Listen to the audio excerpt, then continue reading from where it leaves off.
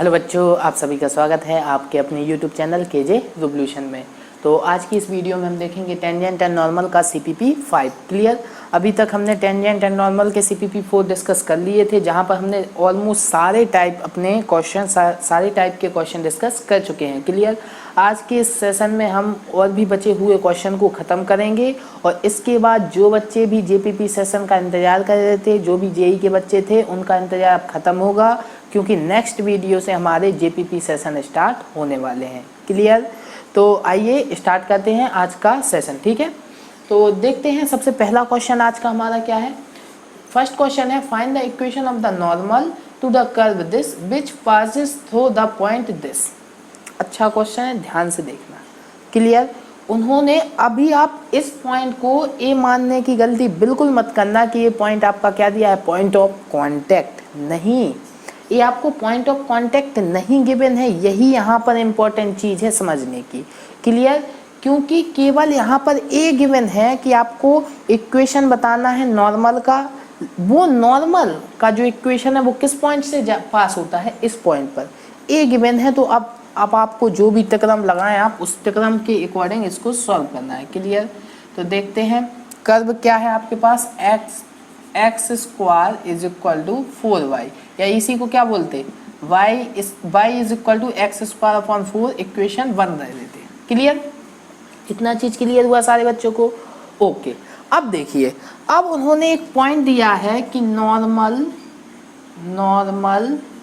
Passes from 1,2 clear. Normal का जो equation है वो 1,2 से क्या होता है, पास होता है, ठीक है। सबसे पहले हम नॉर्मल का इक्वेशन तो फाइंड करें कि क्या होता है बेसिकली, ठीक है।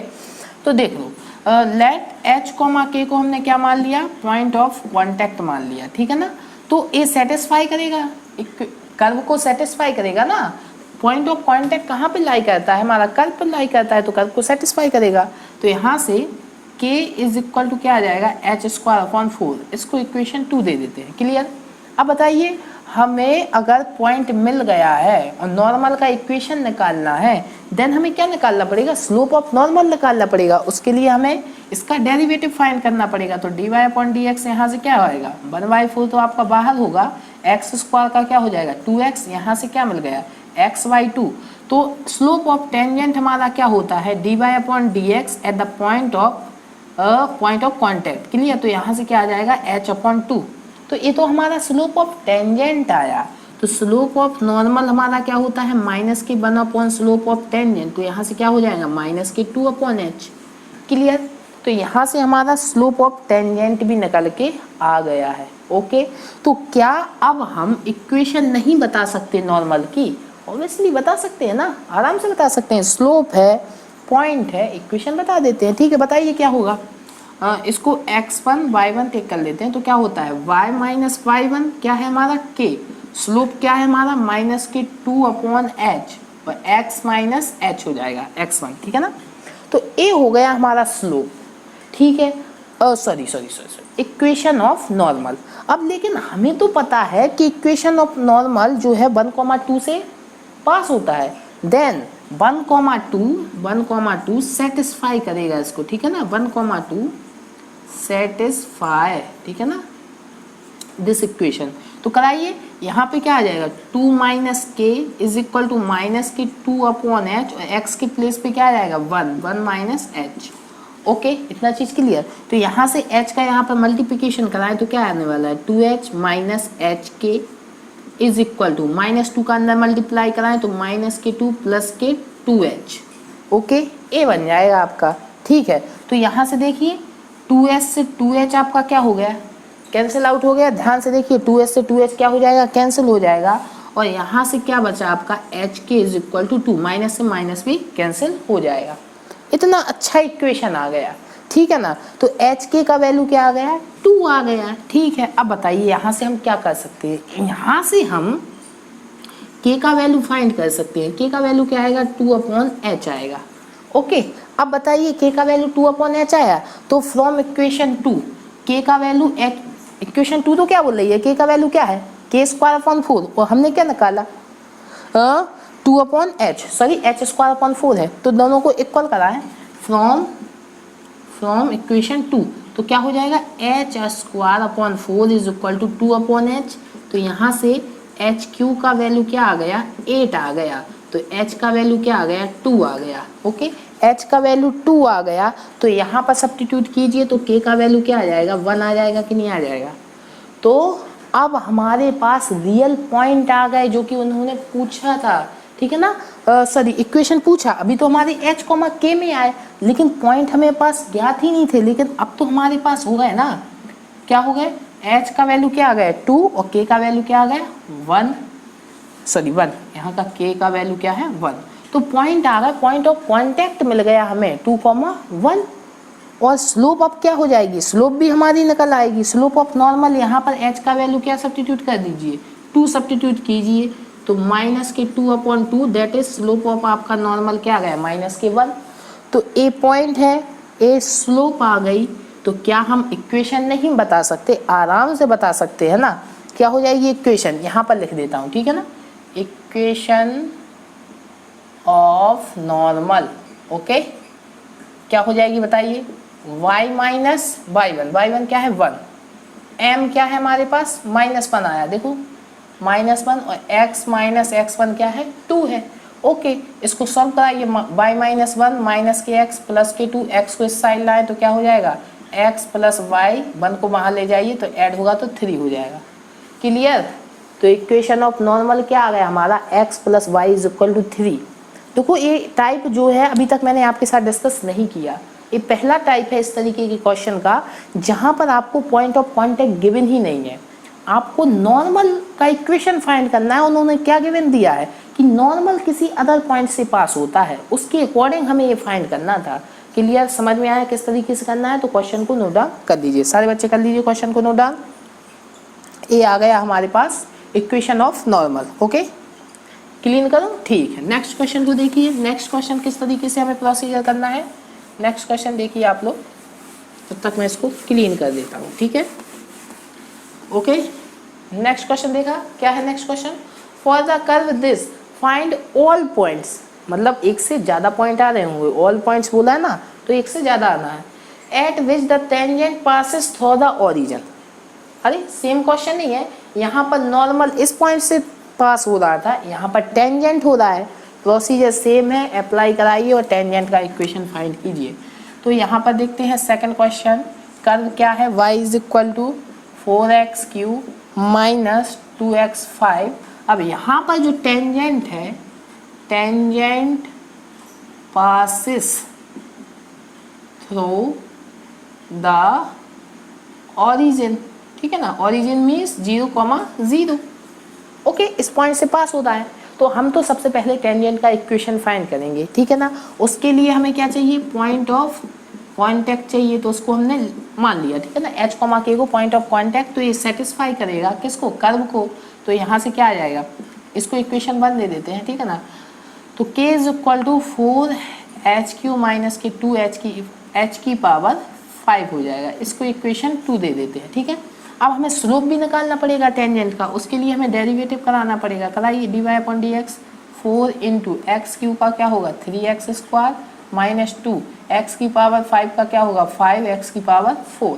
इसको कंबाइन करके लिख देते हैं, तो 12x² माइनस के 10x की पावर 4। क्लियर, ये डेरिवेटिव आ गया हमारे पास। अब हमें तो स्लोप ऑफ टेंजेंट फाइंड करना है, तो वो तो क्या होता है dy/dx का value at the point of h, k। तो क्या हो जाएगा यहाँ से 12h² माइनस 10h की पावर 4। ओके, ये आ गया हमारे पास स्लोप ऑफ टेंजेंट।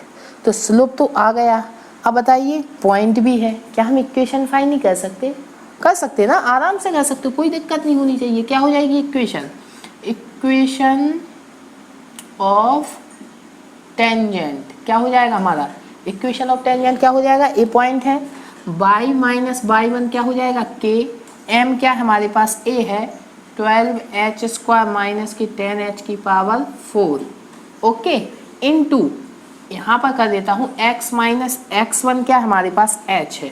ओके, अब सुनिए, ये आ गया इक्वेशन ऑफ टेंजेंट, और उन्होंने बोला है कि इक्वेशन किससे पासेस होता है 0,0 से। तो x और y का वैल्यू क्या सब्स्टिट्यूट कर देना है 0,0 सब्स्टिट्यूट कर देना है, कराइए। तो यहाँ से क्या मिलेगा, ओनली माइनस के यहाँ पर 12h² माइनस के 10h की पावर 4 इंटू यहाँ पर 0 तो माइनस के h मिलेगा।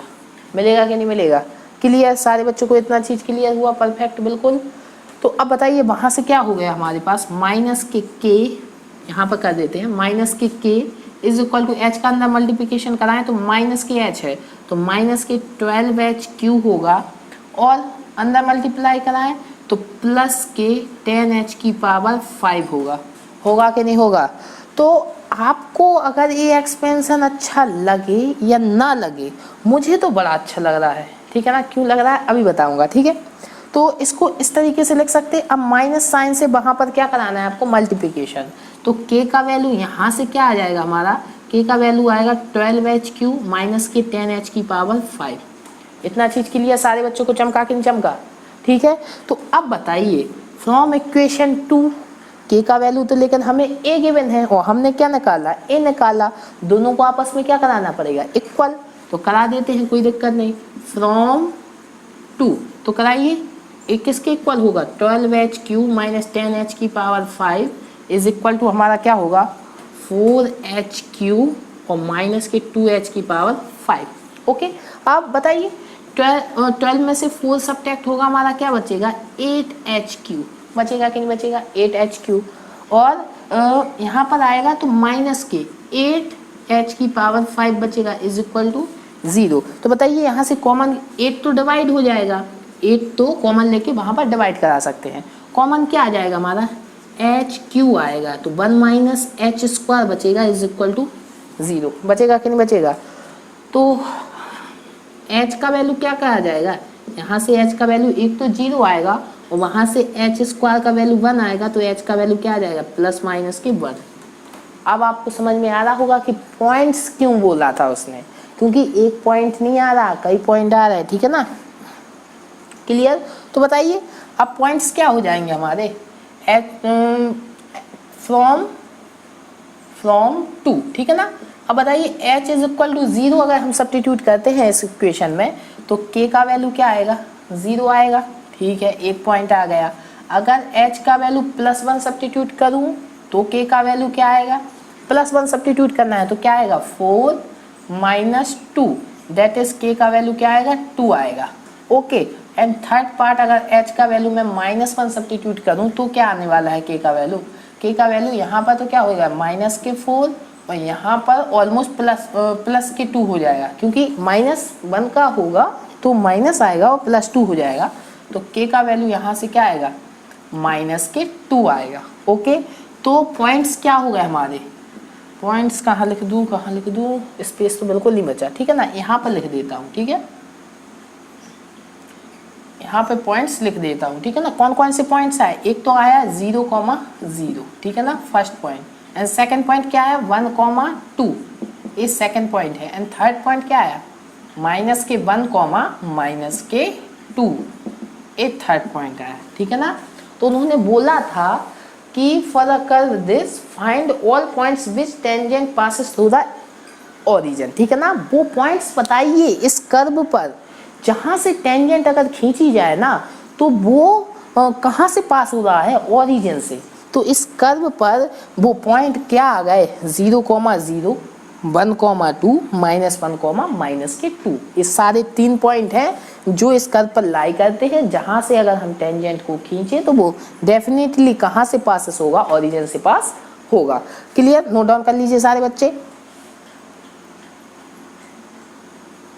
ओके, नेक्स्ट क्वेश्चन पे मूव कर सकते हैं। ठीक है, नेक्स्ट क्वेश्चन देखिए।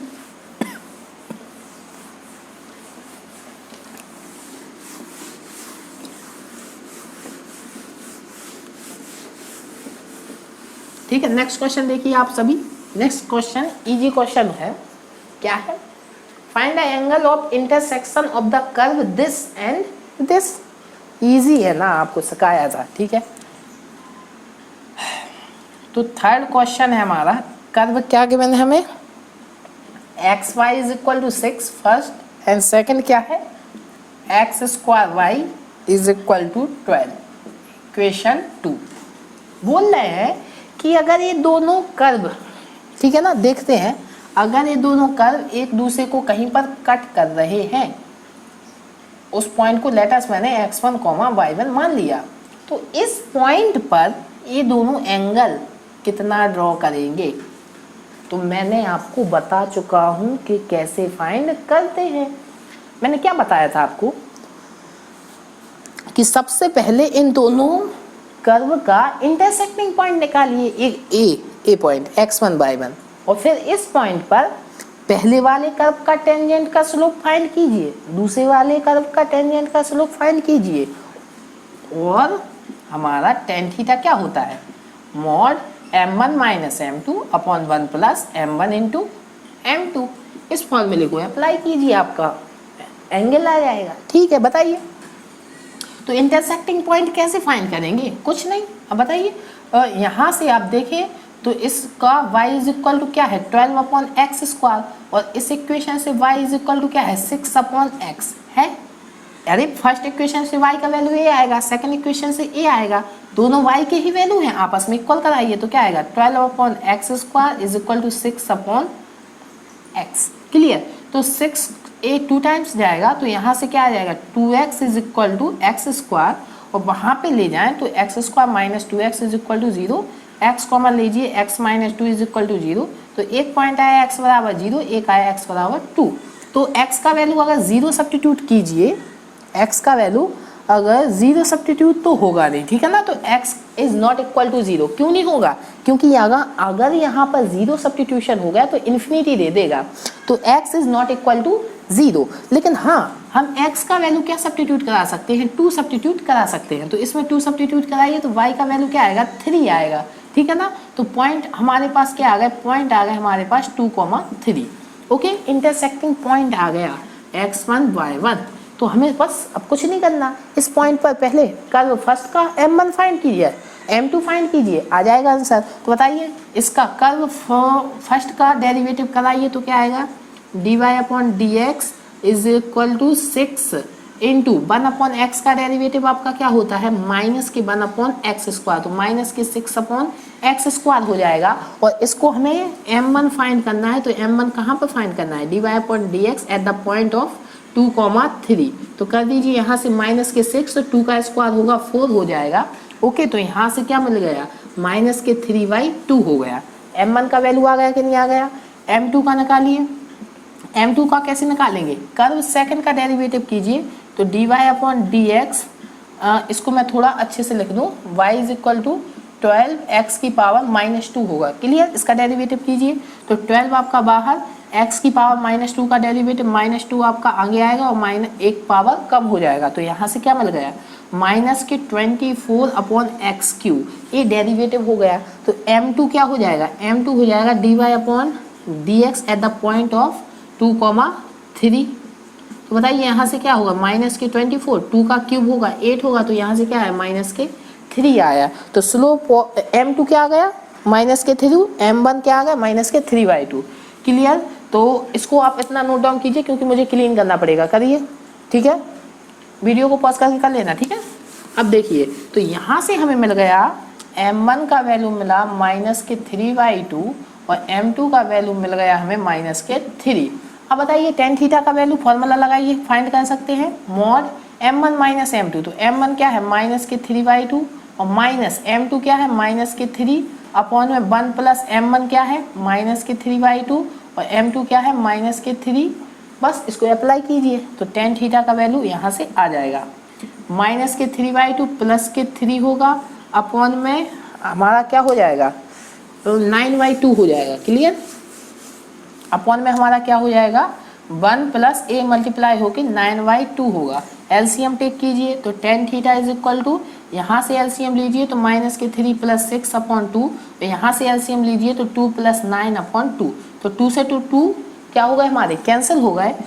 तो यहाँ पे 6, 3 बचेगा, और नीचे क्या बचने वाला है हमारा, 11। तो मॉड के अंदर अगर प्लस राशि है तो वो बाहर आ जाएगी, ठीक है ना, कोई दिक्कत नहीं देगा। तो यहाँ से टेन थीटा का वैल्यू आ गया 3/11, थीटा का वैल्यू आ जाएगा tan इनवर्स 3/11। तो एंगल पूछा था, इन दोनों कर्व के बीच में जहाँ पर ये इंटरसेक्ट कर रहे थे तो आ गया angle tan theta is equal to tan inverse 3 अपॉन theta is equal to tan inverse 3 अपॉन 11। क्लियर? सारे बच्चों को चमका किस तरीके से हमें आगे करना है, किस तरीके से क्वेश्चन आते हैं, क्लियर हुआ ना? तो देखो सीबीएसई बोर्ड के बच्चों को मैं बोलना चाहूँगा कि आपके जितने भी टाइप के हो सकते थे क्वेश्चन, देखो संभव नहीं है ऐसा कि आपकी पूरी बुक वीडियोस में कवर करा दी जाए, नहीं हो सकता है ऐसा, ठीक है ना? और अगर हो भी जाए तो आपका इतना इंटरेस्ट भी नहीं बनेगा कि आप सारे वीडियोस देखें, ठीक है ना? इसलिए आपको क्या करना है, केवल जितनी सफिशिएंट वीडियो मैंने आपके लिए बनाई है आपको केवल उन्हीं को फॉलो करना है, उन्हीं पे क्वेश्चन को करना है और उनसे सीख के आपको अपनी बुक्स के सारे क्वेश्चन को फॉलो कराना है। हर टाइप का क्वेश्चन मैं आपको पढ़ा चुका हूँ, हर क्वेश्चन मैं करा चुका हूँ, ऑलमोस्ट हर टाइप का। अब आपको प्रैक्टिस करनी है, वहीं से आप सीख पाएंगे। क्लियर? ओके, प्रैक्टिस जरूर करना है क्योंकि खुद से जब आप करोगे तब होगा, ठीक है ना? मैं तो जो आपको बता चुका हूँ ऑलमोस्ट हो चुका है, अब आपको खुद से प्रैक्टिस करनी है। क्लियर? तो इस लेक्चर में यहीं तक, लेकिन जल्दी से जल्दी लेक्चर को लाइक जरूर कर दीजिएगा और अपने फ्रेंड्स के साथ भी शेयर कीजिए। और ऐसी ही और इंटरेस्टिंग वीडियो के लिए केजे रिवोल्यूशन को सब्सक्राइब तो कर ही लीजिएगा। क्लियर? मिलते हैं नेक्स्ट वीडियो में, तब तक के लिए अपने आसपास के लोगों से सतर्क रहें, मास्क पहने और देखते रहें केजे रिवोल्यूशन। केजे रिवोल्यूशन की तरफ से आप सभी को गुड बाय।